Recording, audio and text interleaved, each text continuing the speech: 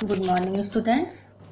हम एंब्रियोलॉजी में हमने पिछले वीडियो में पढ़ा था निषेचन, फर्टिलाइजेशन, यानी कि अंडों मतलब गैमेटोजेनेसिस के बाद जो अंडे और फीमेल गैमेट तथा मेल गैमेट स्पर्म दोनों का जब फ्यूजन होता है तो उसको हम कहते हैं फर्टिलाइजेशन। तो हमने ये पढ़ा था कि फर्टिलाइजेशन के लिए अंडे और स्पर्म दोनों का होना आवश्यक है, लेकिन अब हम एक अन्य प्रकार का निषेचन बिना निषेचन के ही प्राणी विकसित होते हैं। इसको हम नया रूप में पढ़ते हैं पार्थिनोजेनेसिस। अधिकांश प्राणियों में प्रजनन लैंगिक विधि द्वारा होता है, जिसमें दो मूलभूत आवश्यकता होती हैं, एक तो युग्मक निर्माण और एक निषेचन। मैंने आपको पहले बताया था युग्मक निर्माण में मेल गैमेट बनता है स्पर्म और फीमेल गैमेट बनता है एग। इसके बाद उन दोनों के फ्यूजन की क्रिया होती है जिसे हम निषेचन कहते हैं। परंतु लोक्ट नामक वैज्ञानिक तथा अन्य वैज्ञानिकों ने पाया कि अंडों में विकास के लिए निषेचन आवश्यक नहीं है। इनके अनुसार कुछ विशेष प्राणियों में तथा विशेष परिस्थितियों में अंडे शुक्राणु की सहायता के बिना निषेचित हुए भी विकसित हो सकते हैं। इसको हम कहते हैं पार्थिनोजेनेसिस, यानी कि उसके लिए अंडे और स्पर्म दोनों के फ्यूजन के बिना भी ये जो हैं नए न्यू वंश जो है वो बना सकते हैं। इस क्रिया को हम पार्थिनोजेनेसिस कहते हैं तथा इस विधि से अन्य उत्पन्न प्राणियों को हम पार्थिनोट्स कहते हैं। कभी कभी शुक्राणु अंडाणु को विकसित होने के लिए प्रेरित कर देता है, परंतु शुक्राणु तथा अंडाणु के केंद्र का संलग्न नहीं हो पाता है। ऐसे प्रजनन के तरीके भी अनिषेच जनन ही कहते हैं। अतः बेटले ने 1967 में अनिषेक जनन की एक नई परिभाषा दी, जो कि निम्न प्रकार है। अनिषेक जनन या पार्थिनोजेनेसिस प्रजनन की वह क्रिया है जिसमें अंडाणु नर युग्मक से आनुवंशिक योगदान ग्रहण किए बिना ही भ्रूण में विकसित हो जाता है। तो आपको आगे होगा समझ में कि जो है बिना अंडाणु और उनके फ्यूजन के बिना ही निषेचन हो जाता है। इसको हम कहते हैं पार्थिनोजेनेसिस। पार्थिनोजेनेसिस पादपों में प्रमुख रूप से पाया जाता है, परंतु जंतुओं में इस तरह का प्रजनन कम पाया जाता है। फिर भी कुछ इंसेक्ट्स के विभिन्न कणों में नियमित प्रजनन के रूप में पाया जाता है। कुछ गणों में या कुछ फाइलम में ये मात्र प्रजनन की तरीका भी होता है। कीटों के अलावा इस तरह का प्रजनन रोटीफेरा, नेमाटिन्स, क्रस्टेशिया, एरेक्नेड तथा कशेरुकी प्राणियों में भी इस तरह का प्रजनन बहुत सीमित प्राणियों में पाया जाता है, जैसे मछलियों में कैरासियस ओरेटस तथा छिपकलियों में लेसर्टा सेक्सिकोला अमेरिकाना में केवल मादाएं ही पाई जाती है। नर प्राणियों का पूर्णतः अभाव होता है। इन मादाओं द्वारा उत्पन्न अंडे बिना निषेचन के ही वयस्क मादा प्राणियों में विकसित हो जाते हैं। तो इस प्रकार इनमें जो है स्पर्म मेल गैमेट की जरूरत ही नहीं पड़ी। तो इस पक्षियों में गहरी कार्निस प्रजाति के मुर्गों में तथा स्तनधारी प्राणियों में हैमस्टर तथा गिनी पिग के अंडों में भी प्राइमरी अनिषेचक जनन देखा गया है, परंतु ये प्राणी पार्थिनोजेनेसिस द्वारा वयस्क प्राणियों में विकसित नहीं होते हैं। तो प्राणियों में पार्थिनोजेनेसिस जो है वो दो प्रकार का हो सकता है। First natural parthenogenesis, second artificial या इंड्यूस्ड पार्थिनोजेनेसिस। तो फर्स्ट है नेचुरल पार्थिनोजेनेसिस। कुछ प्राणियों में नियमित रूप से पार्थिनोजेनेसिस द्वारा प्रजनन होता है। इस तरह का प्रजनन इनके जीवन चक्र की एक नियमित घटना होती है। इसे प्राकृतिक अनिषेचक जनन कहते हैं। इस तरह का प्रजनन कई अकशेरुकी प्राणियों जैसे एफिड्स, फिलोपोड्स, रोटिफर्स तथा कई कीटों में पाया जाता है। इस तरह का अनिषेचक जनन कुछ कशेरुकी प्राणियों जैसे लेसर्टा सेक्सिकोला अमेरिकाना नामक छिपकली में भी पाया जाता है। तो नेचुरल पार्थिनोजेनेसिस फिर दो प्रकार का हो सकता है। First cyclic parthenogenesis, second complete parthenogenesis. First है साइक्लिक पार्थिनोजेनेसिस। इस तरह के पार्थिनोजेनेसिस में प्राणियों में लैंगिक जनन तथा पार्थिनोजेनेसिस एकांतर क्रम में पाए जाते हैं। इसे हम चक्रीय पार्थिनोजेनेसिस कहते हैं, यानी कि सेक्सुअल रिप्रोडक्शन भी पाया जाता है।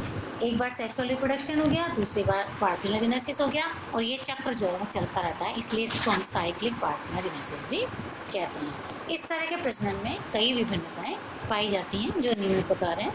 ए, इस तरह के पार्थिनोजेनेसिस में एक पीढ़ी में लैंगिक जनन और दूसरी पीढ़ी में पार्थिनोजेनेसिस पाया जाता है, मतलब साइक्लिक पाया जाता है, तथा ये नियमित रूप से एक दूसरे को एकांतरित करती है। अनिषेचक जनन, लैंगिक जनन, फिर पार्थिनोजेनेसिस, फिर सेक्सुअल रिप्रोडक्शन, इस तरह जो है साइक्लिक चलता रहता है। इस तरह का प्रजनन गोल्ड फ्लाइज हाइमेनोप्टेरा गण के कीटों में पाया जाता है। सेकेंड, इस तरह के जनन में एक लैंगिक पीढ़ी के बाद कई पीढ़ियां पार्थिनोजेनेसिस द्वारा उत्पन्न होती हैं, यानी कि पार्थिनोजेनेसिस, फिर पार्थिनोजेनेसिस, फिर पार्थिनोजेनेसिस, और उसके बाद फिर हो गया सेक्सुअल रिप्रोडक्शन, उसके बाद फिर पार्थिनोजेनेसिस हो गया 2-3 बार, फिर सेक्सुअल रिप्रोडक्शन हो गया। तो इस तरह का प्रजनन एफिड्स तथा डेफनिया या रोटिफर्स में पाया जाता है। सी, इस तरह के प्रजनन के में सेक्सुअल रिप्रोडक्शन तथा पार्थिनोजेनेसिस के एकांतरण में कोई नियमितता नहीं पाई जाती। कभी भी पार्थिनोजेनेसिस पाया जा सकता है या कभी भी सेक्सुअल रिप्रोडक्शन पाया जा सकता है। अब है कंप्लीट पार्थिनोजेनेसिस। इस तरह का प्रजनन उन प्राणियों में पाया जाता है जो पूर्ण रूप से पार्थिनोजेनेसिस द्वारा ही प्रजनन करते हैं। इनके जीवन चक्र में कभी भी लैंगिक प्रजनन नहीं पाया जाता। इस तरह के प्राणियों में जिनमें केवल पार्थिनोजेनेसिस द्वारा ही प्रजनन होता है, उनमें केवल फीमेल प्राणी ही पाए जाते हैं, यानी कि इनमें मेल प्राणी एब्सेंट होते हैं। इनमें नर प्राणी या तो होते ही नहीं है या बहुत कम होते हैं। यदि नर प्राणी पाए भी जाते हैं तो ये आनुवंशिक दृष्टि से जनन अक्षम होते हैं, मतलब कि ये जो है प्रजनन के योग्य नहीं होते। इस तरह के प्रजनन करने वाले प्राणियों में आनुवंशिक पदार्थ का आदान प्रदान, नए पुनर्गठन या आनुवंशिक विभिन्नताओं का पूर्णतः अभाव होता है। मादाएं सामान्यतः डिप्लॉयड अंडे देती हैं तथा ये द्विगुणित अंडे बिना निषेचन के पुनः मादा प्राणियों में विकसित होती है। इस तरह का प्रजनन गॉलफ्लाइज, मॉथ्स, रोटिफर्स, ग्रासहोपर्स, फ्रैगमेंटिस, कुछ केंचुओं की जातियाँ, तिलचट्टे, मछलियाँ तथा सैलामंडस में पाए जाते हैं। अनिषेचित जनन चाहे चक्रीय हो या पूर्ण हो, इसे पुनः 2 प्रकारों में विभाजित किया जा सकता है। First, haploid parthenogenesis, second diploid parthenogenesis. First haploid, इस तरह के पार्थिनोजेनेसिस में मादा सामान्यतः अंडजनन की क्रिया द्वारा हैप्लॉइड अंडाणु का निर्माण करती है और अगुणित अंडे बिना निषेचित हुए ही वयस्क प्राणी में विकसित हो जाते हैं। अतः इन अंडों से विकसित वयस्क प्राणी की कोशिकाओं में अगुणित गुणसूत्र ही पाए जाते हैं, यानी कि जो फीमेल के अंडे हैं वो तो हैप्लॉइड होते हैं, लेकिन इन अंडों से वयस्क प्राणी बनते हैं तो वो भी जो है हैप्लॉइड, उनमें भी हैप्लॉइड गुणसूत्र ही पाए जाते हैं। तो हैप्लॉइड पार्थिनोजेनेसिस द्वारा केवल नर प्राणी ही विकसित होते हैं। इस तरह के अनिषेक जनन लिंग निर्धारण में ही सहायक होता है। अगुणित पार्थिनोजेनेसिस जंतु जगत के 7 समूह में पाया जाता है। उदाहरण के लिए कुछ एरेक्निड्स, रोटिफर्स तथा कीट वर्ग के 5 गणों में, जैसे हाइमेनोप्टेरा मधुमक्खियों और चींटियों में, कोलियोप्टेरा, थाइसेनोप्टेरा, एल्यूराइडिया तथा कॉक्सीडिया शल कीटों में पाया जाता है।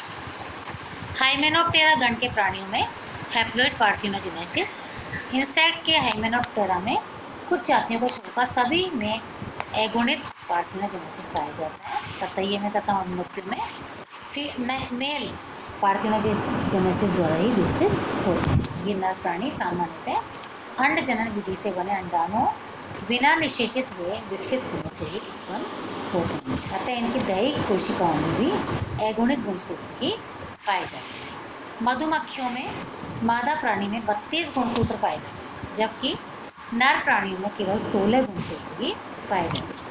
इस तरह परजीवी हैब्री बेकॉन ततैये की द्विगुणित मादा प्राणी में 20 गुणसूत्र पाए जाते हैं, जबकि नर अगुणित होते हैं, इनमें केवल 10 गुणसूत्र ही पाए जाते हैं। चींटियों की मादा में 48 गुणसूत्र होते हैं तथा नर में अगुणित 24 गुणसूत्र पाए जाते हैं। अब है डिप्लॉइड पार्थिनोजेनेसिस। तो डिप्लॉइड पार्थिनोजेनेसिस में भ्रूण का विकास द्विगुणित किंतु अनिषेचित अंडों से होता है। अंडाणु में डिप्लॉइड गुणसूत्र या तो अणसूत्री विभाजन के लोपन के कारण रह जाते हैं या पोलर बॉडीज के पुनर्संयोजन के कारण हो जाते हैं। तो डिप्लॉइड पार्थिनोजेनेसिस को 2 श्रेणियों में बांटा जा सकता है। एक तो एमियोटिक थाइलोकेटिक, यानी कि अणसूत्री विभाजन रहित स्त्री जनन या एमियोटिक थैलोटोपी। सेकेंड, मियोटिक थियोटोपी, यानी कि अणसूत्री विभाजन सहित स्त्री जनन या मियोटिक थैलोटोपी। फर्स्ट है एमियोटिक थैलीटोकी। इस तरह के पार्थिनोजेनेसिस में अण्डजन्य की क्रिया के दौरान होने वाला प्रथम अर्थसूत्री विभाजन पूर्णतया अनुपस्थित होता है। मतलब जब अण्डजन्य की क्रिया होती है तो फर्स्ट जो अणुसूत्री विभाजन होता है वो एब्सेंट होता है। मैच्योरेशन डिवीजन के समय केवल द्वितीयक या सेकेंडरी मैच्योरेशन डिवीजन ही पाया जाता है। सेकेंडरी मैच्योरेशन डिवीजन समसूत्री होता है, अतः बनने वाले अंडाणुओं में गुणसूत्रों की संख्या डिप्लॉयड ही रह जाती है। इस तरह का पार्थिनोजेनेसिस निम्नलिखित प्राणी में पाया जाता है। कीट वर्ग के गण आइसोपोडा के ट्राइकोनिस्कस में अर्थसूत्री विभाजन रहित पार्थिनोजेनेसिस पाया जाता है। इसके अलावा डेफनिया पुलेक्स नामक क्रस्टेशियन में, कैम्पेलोना रेफम नामक स्वच्छ जलीय मोलस्क में, लॉग हॉर्न ग्रासहोपर में भी इसी तरह का पार्थिनोजेनेसिस पाया जाता है। तो इस तरह से जो है पार्थिनोजेनेसिस में बिना एग और स्पर्म के फ्यूजन के बिना इस तरह से इन विधियों के द्वारा इनमें इन प्राणियों में पार्थिनोजेनेसिस की क्रिया पाई जाती है। इसके आगे हम पढ़ेंगे दूसरे वीडियो में। Thank you.